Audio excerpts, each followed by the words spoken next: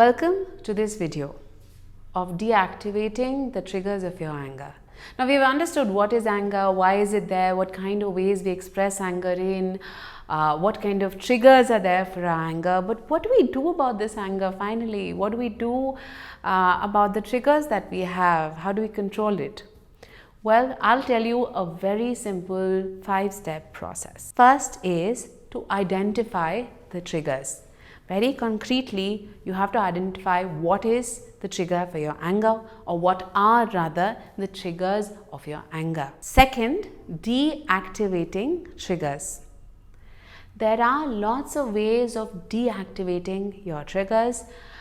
Some ways can be to recognize the trigger and avoid them or avoid certain situations. Another could be to recognize the emotions, and if they are unattended emotions, you kind of deal with those.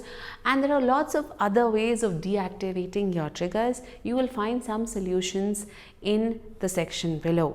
The third is learning to express your emotions. Learning to express this anger in a constructive manner. So what tends to happen is that you have triggers, you recognize them, and you're also deactivating them, but you will still feel angry, right? It's an emotion. So if you learn constructive ways of expressing your anger, you can avoid the negative impact of anger that you have. You can avoid the negative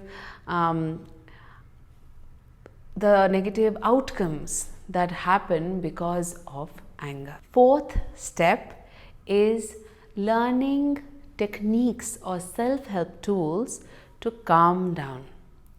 This can happen by activating your parasympathetic nervous system, which is responsible for relaxing you and your mind. And the parasympathetic nervous system can be activated through a lot of exercises. We have curated a lot of techniques for you from over the world. So please do go through those techniques and see how they can help you. You can choose any one which you like.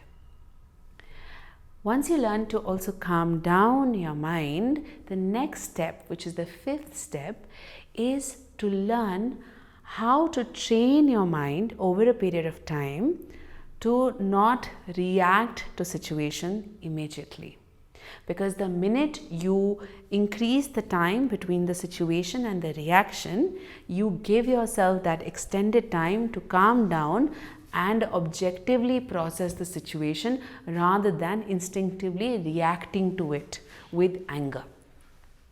Most of the times when we get some time from the situation, we realize what the situation is objectively, we empathize with other people, we understand them, and we are able to find constructive solution.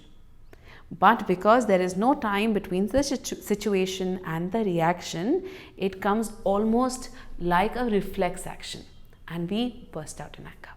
So over a period of time, if we practice certain exercises, we can learn how to not only calm down, but also to extend this time between the situation and the reaction such that we do not react or we do not immediately give a reflex action in the form of anger. For this also we have a lot of videos below. I hope you will be able to use these videos for your benefit and learn how to actually manage your anger in a healthy way. If you need any more help, you can always reach out to us. Thank you.